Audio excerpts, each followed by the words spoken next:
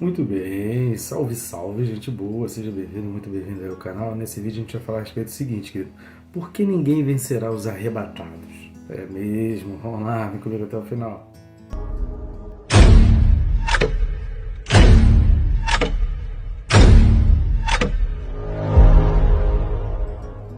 Não sai daí, né, querido? Fica comigo aí até o final, mas antes se inscreva no canal, clica aí no botão bem rápido e faça, aproveita e clica no sininho.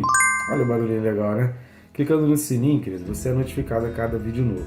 A gente tem se esforçado para deixar vídeos aqui para abençoar a tua vida de maneira não remunerada, a gente não faz isso ligado a nenhuma instituição, sem nenhum tipo de financiamento. O único objetivo é deixar o material aí para ser bênção, para servir de estudo, para meditação, para refletir, para abrir os olhos, para levar o povo a uma santidade, uma busca maior pelo Senhor. Só para isso que a gente está aqui.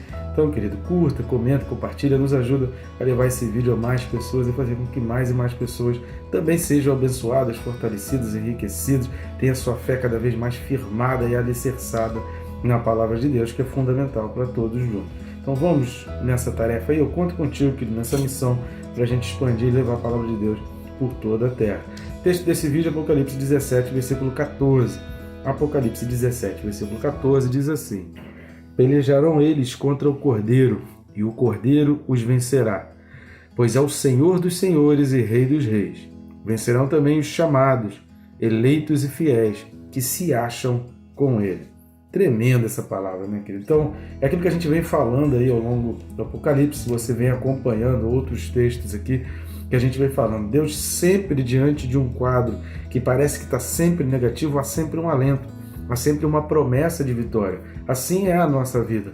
Por mais dificuldade que você esteja vivendo, por maior que seja a sua luta hoje, por mais difícil que esteja parecendo nesse momento, querida, a palavra de Deus ela sempre vai trazer uma palavra de esperança, ela sempre vai trazer uma palavra dizendo assim: olha, dias melhores virão, nada se compara ao que está por vir, creia. Então é pela fé que a gente acredita. Querido, Daniel só pôde sobreviver ali à cova dos leões porque teve fé. Sadraque, Mesaque e Abednego tiveram fé. Então a Bíblia relata homens de fé. Leia a carta aos Hebreus, que eu acredito ter sido Paulo que tenha escrito, você vai ver relatos de fé. Leia ali a partir do capítulo 11, começa já no capítulo 11 ou no 10 ali, começa ali do 10 em diante da carta aos Hebreus, para você ver que exemplos de fé, ou pessoas que ficaram marcadas na história por causa da fé. Agora, eles só ficaram marcados na história por causa da fé, porque tiveram momentos que eles tiveram que fazer uma opção, ou sucumbir diante das dificuldades e dos problemas da vida, ou acreditar que algo melhor viria, porque a palavra de Deus, diante de um quadro negativo, ela sempre vai mostrar um fio de esperança, sempre vai mostrar que a vitória está com ele, que a gente está do lado certo, para a gente não desanimar, para a gente não desistir de prosseguir pela fé, independente do que os teus olhos veem. Por isso que Jesus disse para Tomé: bem-aventurado aqueles que não veem, mas creem. Então não é quem é cristão de verdade, quem é servo do Cordeiro, ele não baseia a sua felicidade, a sua alegria, a sua esperança no que as vistas apresentam para ele, mas no que o coração diante de Deus apresenta para ele. Guarda isso, querido. Nem sei por que eu falei isso, não estava muito dentro do meu cronograma aqui para falar não, mas talvez você esteja precisando ouvir esse tipo de palavra. Então vamos lá. Nesse versículo eu queria destacar 4 coisas aqui bem rápidas. São 4 expressões aqui que eu queria destacar desse versículo para você conseguir entender. A primeira coisa é você observar os tempos verbais. Toda palavra, toda vez que você lê texto bíblico, fica muito atento aos verbos. Os verbos a gente aprende, né, com a tia Teteia, lá na época da escolinha, a gente aprende que o verbo ele tem esse sentido de dar ação, de dar um indicativo do tempo, de mostrar exatamente as atitudes, de trazer esse dinamismo e fazer a gente entender a conjuntura da frase. Então o verbo ele é muito importante, sempre a gente olhar para o tempo verbal, para o modo verbal, porque eles ditam o sentido daquilo que está sendo dito. Então esse texto, esse versículo 14, ele começa com o verbo no futuro, pelejarão. Esse pelejarão, por que pelejarão? Porque Jesus Cristo está dando exatamente um alento aqui, um fio de esperança, porque essa peleja, essa guerra vai acontecer em Apocalipse 19, que a gente vai ver ainda, isso vai estar ainda no nosso vídeo, se Jesus não voltar antes, né? Então a gente espera ter esse vídeo aí correspondente a Apocalipse 19:19, que diz assim, olha, e vi a besta e os reis da terra, com os seus exércitos, congregados para pelejarem contra aquele que estava montado no cavalo e contra o seu exército. Só que aí o versículo 20 vai dizer, mas a besta foi aprisionada e com ela o falso profeta, que com os seus sinais feitos diante dela, seduziu aqueles que receberam a marca da besta e eram os adoradores da sua imagem. Claramente aqui indicando o momento em que essa vitória vai acontecer. Então a primeira expressão aqui, pelejarão, está significando que naquele momento ali de Apocalipse 17, ainda não é a luta. Mas Deus está falando, olha, lembra que a gente falou no vídeo passado? Se você não assistiu, assista o vídeo anterior, que a gente falou da sataneira. Deus preparou uma sataneira, estava todo o povo altivo, todos os líderes da terra, numa altivez, numa soberba só. E de repente Deus está falando assim, ó, segura aí, segura porque essa altivez ela vai cair, né? Essa hegemonia toda vai por terra abaixo, porque a palavra de Deus não falha. Eles vão pelejar e vão perder. É exatamente o segundo ponto que a gente vai destacar, que diz que eles vão pelejar contra o Cordeiro, mas o Cordeiro os vencerá. Esse os vencerá aqui, querido, é exatamente a promessa infalível. Por quê? E aí o versículo aqui, ele completa, porque ele é Senhor dos senhores e Rei dos reis. É interessante porque quando a gente olha lá para o versículo 16 de Apocalipse 19, vai dizer o seguinte, tem no seu manto e na sua coxa um nome inscrito, Rei dos reis e Senhor dos senhores. Então aqui está no inverso. Por quê?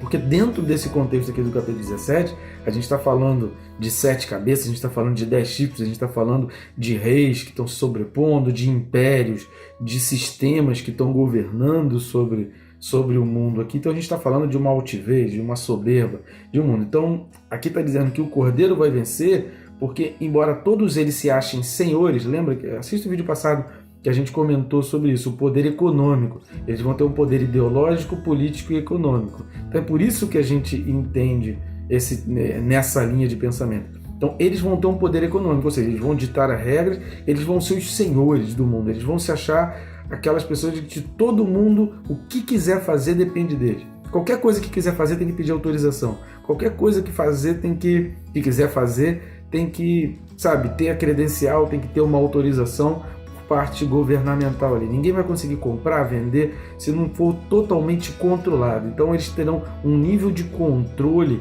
e de subjugamento sobre o povo ao extremo. Então eles vão estar se achando senhores do mundo.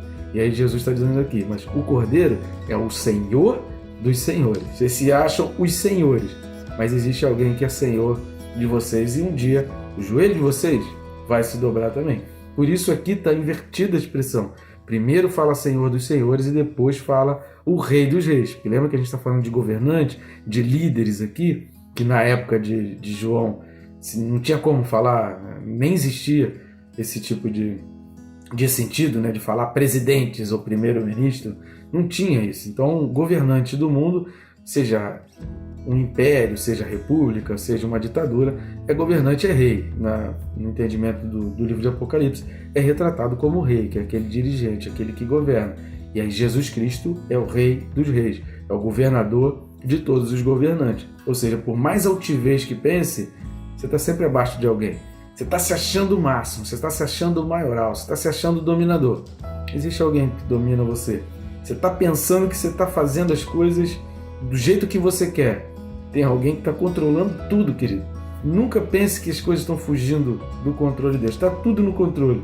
Até quando as coisas parecem que estão dando errado, Deus está preparando a sataneira para pegar o diabo, para deixar ele prontinho para cair. Porque quando a pessoa chega a se achar muito, querida, ela sempre vai falhar. Seja através de palavras, seja de uma atitude, ela sempre vai cometer atos falhos. Por quê? Porque a sua altivez, a sua soberba vão deixá-las cada vez mais vulneráveis. Lê o Salmo 51, vai falar de um momento em que Davi pecou. E ele tem um versículo lá no Salmo 51 que ele fala: restitui-me, Senhor, a alegria da salvação. Ou seja, ele está dando ali o motivo pelo qual ele cometeu aquele pecado com Betseba, o motivo pelo qual ele ficou no palácio enquanto todo o povo estava guerreando, o motivo pelo qual ele no palácio ficou olhando a mulher dos outros que estava na vizinhança, que ele estava lá do alto e contemplando as mulheres dos outros que estavam ali. Por que ele ficou naquele momento? Por quê? Porque ele estava se sentindo o máximo, ele chegou a uma hegemonia, o exército dele era poderoso, ele conquistava, ele tinha de tudo. Então aquele momento foi crucial para Davi dar uma baixada na bola e pedir a Deus: Deus, restitui-me a alegria da salvação, porque se eu tenho certeza da minha salvação, eu não cometo falhas, que se eu amo ao meu Deus, eu obedeço. Aquele que ama obedece, aquele que ama segue, aquele que ama vence os seus próprios medos e é capaz de sofrer as lutas por amor àquele dirigente. Então Deus é o dirigente dos dirigentes. Então quando a soberba toma conta, querido, aí acabou a humildade, a pessoa está se achando muito e pode ter certeza que uma hora o tombo vai chegar, porque uma hora vai se tornar completamente vulnerável. A terceira coisa que a gente vai observar aqui é essa expressão aqui, olha, vem dizendo que quem vai vencer junto com o Cordeiro, né, junto com o Senhor dos Senhores e Rei dos Reis, também vão vencer os chamados, os eleitos e fiéis. Essa expressão, chamados, eleitos e fiéis, elas nunca são colocadas na Bíblia para anjos, para seres angelicais. Então, chamados, eleitos e fiéis são relacionados a cristãos, a seres humanos que lavados e remidos pelo sangue do Cordeiro. Chamados, eleitos e fiéis são os lavados pelo sangue do Cordeiro. São aqueles que se lavaram as suas vestes. Como se lava as suas vestes? Negando-se a si mesmo. Não tem como lavar as suas vestes, dizer-se que seguidor do Cordeiro, sem arrependimento, sem reconhecer pecado.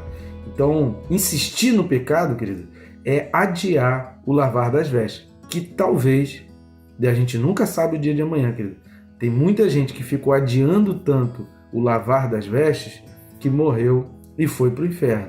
Então não adie o lavar das vestes, negue-se a si mesmo, carregue a sua cruz. É pesado, é difícil, mas você está caminhando em direção a uma vitória. É muito pior, Jesus fala sobre isso, é muito pior você entrar por uma porta larga onde o caminho é muito favorável e aparentemente tranquilo e fácil, mas que conduz à perdição.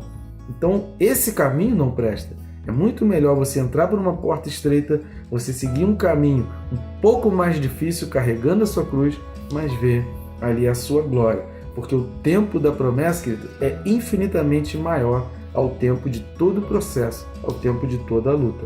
Então, quando está falando aqui dos chamados, está falando dos cristãos, das pessoas que lavaram, das pessoas que se arrependeram, das pessoas que confessaram os seus pecados, das pessoas que entenderam que a presença de Deus, que agradar ao Senhor é melhor do que tudo. Leia o Evangelho de João. O Evangelho de João trabalha muito nesse sentido da obediência, sabe? Você quer agradar a Deus, então cumpre os mandamentos. Você não vai agradar a Deus tentando agradar a tua própria carne. Livro de Gálatas, de Carta de Paulo aos Gálatas, aí, capítulo 5, a gente tem aí disponível no canal. Leia Gálatas 5, leia a partir ali do versículo 16 de Gálatas 5, assista os vídeos aí, que são uns 6, 7 vídeos aí, talvez 8, deixados aí no nosso canal, que a gente já tem aí à tua disposição para você entender quanto vale a pena ser obediente e permanecer firme. Esses chamados aqui, eleitos, esses fiéis, são aqueles que lavaram as suas vestiduras, através do arrependimento e confissão de pecados. Agora, um outro verbo, lembra que a gente começou falando de um verbo, da importância do verbo, e a gente termina o quarto ponto exatamente um outro verbo, que é o que se acham. Lembra que o texto começa no futuro. Pelejarão eles contra o Cordeiro o vencerá, porque é algo que vai ser narrado, né, dentro dessa cronologia do Apocalipse. Vai estar ainda no capítulo 19. Agora, nesse momento aqui do capítulo 17, onde estão esses chamados? Onde estão esses eleitos? Estão na terra? Estão sobrevivendo? Então aqui é um indicativo, um forte indicativo, que a gente está falando dos arrebatados. Por quê? Porque eles se acham com o Rei dos Reis e o Senhor dos Senhores. Eles não se acham na terra. Aqui, aqueles reis que vão estar dominando o mundo, dentro daquela altivez que a gente comentou aqui, eles vão pelejar contra o Cordeiro e contra os eleitos que vão descer do céu. Jesus vai descer com o seu exército. É a segunda vinda de Jesus. Lembrando que a segunda vinda, ela tem duas etapas. A primeira etapa é o arrebatamento, onde os eleitos vão ser ajuntados lá para contemplar a vitória daquilo que a gente falou lá em Apocalipse 6, versículo 10. aquela oração lá de Apocalipse 6, 10 e 11 vai ser toda vista pelos crentes, por aqueles que lavados e remidos pelo sangue do Cordeiro, lá do céu. Então vai haver um momento que Jesus vai descer com todo o seu exército e vai pelejar contra esses reis aqui e vai vencer. Mas nesse momento aqui, dessa hegemonia dos reis, desse poder, desse predomínio desses reis aqui, do falso profeta, da besta, nesse momento em que o mundo vai estar totalmente sujeito à besta, os cristãos eleitos não estão na terra. Então aqui a Bíblia está dizendo para nós que os cristãos não estarão na terra, que a igreja do Senhor não estará na terra nesse momento, porque se acham com ele. Então nesse momento aqui, nesse tempo presente em que João está vendo, João é levado para um momento onde Deus está falando aqui, olha João, nesse momento aqui o povo de Deus não se acha na terra, se acha com o Cordeiro e vai descer junto com o Cordeiro. Um texto muito claro para a gente ter cada vez mais a convicção de que nós seremos arrebatados e nós veremos ali até o 6º selo. Depois do 6º selo, querido, a igreja não estará mais presente aqui na terra e não vai passar por todas essas questões. Essa coisa de... tem muita gente dizendo aí que a igreja vai ver, vai ser subjugada pelo anticristo, querido. Eu particularmente não creio, respeito quem tem esse tipo de opinião, mas cada vez mais, a gente vendo versículo a versículo, a gente vai vendo cada vez mais evidências de que o cristão não estará presente. Se você ainda está na dúvida com relação ao arrebatamento, assista aí, tira um dia para maratonar e assista os vídeos aí desde o capítulo 6 de Apocalipse para você entender melhor essa questão do arrebatamento. Tá bom, gente boa? Espero aí no próximo vídeo que também tem coisas tremendas e magníficas de Deus para falar conosco. Que Ele te abençoe rica e abundantemente.